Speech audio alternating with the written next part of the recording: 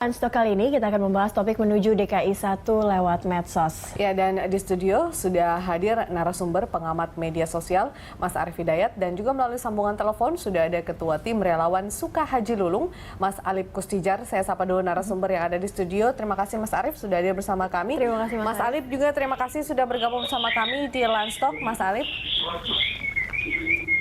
Oke, kita ke Mas Arief dulu ya. Mas Arief, kampanye lewat media sosial, sebenarnya ini bukan hal yang baru ya Mas ya. Kita tahu pada zaman jelang pemilihan Presiden Amerika Serikat Barack Obama dulu, dialah sepertinya yang mempopulerkan kampanye melalui media sosial dengan salah satu merek cellphone yang ya ini cukup inilah ya, cukup sangat digunakan oleh masyarakat begitu pada saat itu. Nah, apakah memang sampai sekarang itu masih menjadi satu tren yang bisa menghasilkan suara yang banyak nantinya untuk memilih salah satu kandidat? Itu kalau kita ngelihat media sosial emang cukup berpengaruh ya, terutama untuk sip.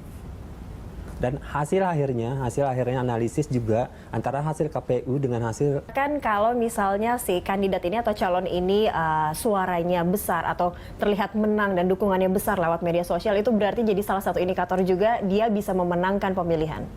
Itu bisa menjadikan... Juga Mas Alip, halo selamat siang Mas Alip. Iya Mbak. Iya. Siang Mbak. Mungkin yang diketahui adalah Mas Alip ini alasannya untuk mendukung Haji Lulung sampai membuat komunitas atau nama relawan Suka Haji Lulung. Nih alasan terbesarnya apa untuk mendukung Haji Lulung ini? Ya, pertama kita ngebentuk komunitas. Yang namanya politik itu perubahan sangat terlihat. Saya kembali ke Mas Arief. Apakah kemudian jangka waktu dalam membuat sebuah kampanye di media sosial itu juga berpengaruh pada sosok seseorang yang didukung ataupun juga yang dikampanyekan lewat media sosial? Contohnya misalnya kalau teman Ahok ini sudah cukup lama, kalau Suka Haji Lulung ini sepertinya masih baru melakukan kampanye itu begitu. Ya. Popularitas itu juga pasti harus dipertimbangkan untuk memulai kampanye atau memulai hal seperti ini lewat media sosial. Haji Lulung meskipun yang kemarin kita melihat mungkin ada sedikit meme agak mungkin sedikit berkesannya negatif, tapi setidaknya dia jadi dikenal oleh masyarakat. Di segmen berikutnya pemirsa tetaplah bersama kami di Landstok. Ya pemirsa, terima kasih Anda masih bersama kami di Landstok. Kami juga mengundang Anda untuk melakukan telepon interaktif bersama kami dan mungkin bisa berbicara langsung dengan narasumber kami yang ada di studio. Dan kembali kepada Pak Arief, ini kalau misalnya kita melihat yang menggunakan medsos sepertinya mungkin yang jalur independen saja. Tapi apakah ini jadi salah satu kekuatan juga karena medsos tampaknya tanpa mengeluarkan banyak biaya seperti itu. Bagaimana juga dengan yang mereka memang lewat jalur parpol? Apakah menggunakan medsos ini memang jadi salah satu cara juga yang dari nol gitu di situ. Berarti sebenarnya ini bisa dua-dua dimanfaatkan bisa ya? dua-duanya Partai dimanfaatkan. politiknya dan juga media sosialnya. Seperti ada batasan. Kecuali kalau di tingkat parpolnya kekuatan relawannya kuat di situnya. Oke, baik. Saya ke Mas Alip lagi. Mas Alip, mengenai kegiatan yang dilakukan oleh teman-teman Suka Haji Lulung ini sejauh ini apa saja? Kalau mungkin selain mengumpulkan KTP dan dukungan bagi Haji Lulung sendiri, adakah kemudian kegiatan lain yang dilakukan lewat media sosial, Mas?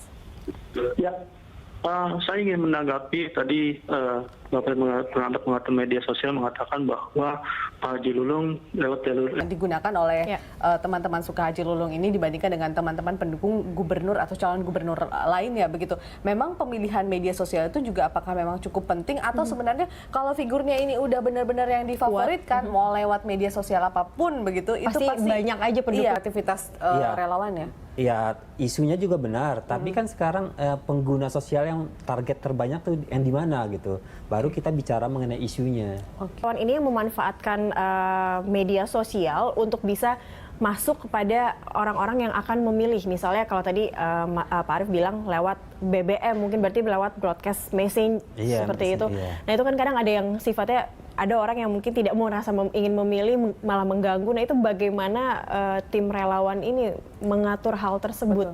Ya biasanya gini, pada umumnya Kalau Cara bahwa memang media sosial ini adalah salah satu upaya yang atau cara yang paling efektif untuk berkampanye, kemudian menarik banyak minat massa begitu. Apa bedanya sih sebenarnya dengan kampanye yang turun ke jalan? Toh itu kan juga bertemu langsung dengan masyarakat, Iya. bisa menyampaikan, mempengaruhi masyarakat secara Lebih langsung langsung. begitu dibanding media sosial. Alip nih ya, Mas Alip masih bersama kami kan ya Mas? Iya, iya, siap. Iya, Masih Mas Mbak. Alip, kalau Ya. tadi sempat Pak Arief bilang harus ada influencer sebenarnya atau orang yang bisa menggerakkan juga masyarakat untuk memilih. Nah, kalau dari teman-teman dari relawan Sukahaji Lulung ini ada yang sudah dipilih sebagai influencernya kah, sebagai sosok yang bisa merekrut lebih banyak pendukung seperti itu? Mengajak Anda pemirsa untuk berpartisipasi untuk melakukan cover interaktif dan nomor teleponnya sudah tersedia di layar kaca Anda. Kami akan kembali sesaat lagi. Terima kasih Anda masih bersama kami di Landstalk. Kita masih bersama dengan Mas Arief di studio dan juga ada Mas Alip di ujung telepon. Mas Alip, ini mengenai kemudian pengawasan teman-teman Sukahaji Lulung khususnya dalam berkampanye di media sosial. Adakah upaya untuk itu, artinya pengawasan jangan sampai kemudian melanggar kode etik, bahkan juga sudah ada undang-undang yang mengatur itu, mengawasi itu. Bagaimana teman-teman Sukahaji Lulung ini untuk mengatur teman-teman yang lain atau mengawasi teman-teman yang lain agar tidak keluar dari aturan-aturan yang sudah ada di khususnya di media sosial? Iya.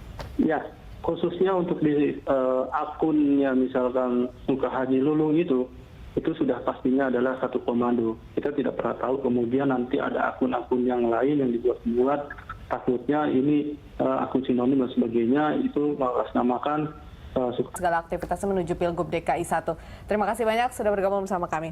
Baik, kita kembali ke Mas Arief. Mas Arief, kalau tadi saya masih tertarik dengan influencer, sosok influencer ini nih Pak Arief. Kalau misalnya kita tahu, misalnya ada seorang sosok atau yang diidolakan, mereka punya banyak follower, saat melemparkan topik tertentu soal calonnya ini lalu diikuti oleh banyak followers ya. Tapi apakah ini jadi tidak ada pendidikan politik ya? Siapa tahu mereka yang hanya mengikuti si influencernya saja, tapi tidak mengenal, tidak begitu mengenal sosok yang akan mereka pilih atau yang akan mereka ikuti.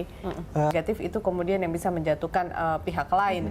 Nah, itu untuk mengaturnya seperti apa atau untuk mencegah terjadinya hal-hal seperti itu, Mas Arief? Satu kampanye yang menyampaikan informasi secara akurat juga ya, sebenarnya menjadi masyarakat harus juga bisa. Di media sosial kan kadang tidak menyerap, maksudnya justru menyerapnya secara utuh gitu, tidak mereka tidak menyaringnya lagi. Kelemahan dari sosial media sosial ini kebanyakan terutama yang broadcast. Tiba akun itu munculnya 1 hari 2 hari menjelang masa ini, tapi kalau udah muncul bertahun-tahun sebelumnya ya kita bisa pertanggungjawabkan di situ. Oke, baik, kita akan lanjutkan perbincangan di segmen berikutnya. Pemirsa tetaplah bersama kami di Landstalk. Udah yang paling medsos selalu diikuti dengan doa.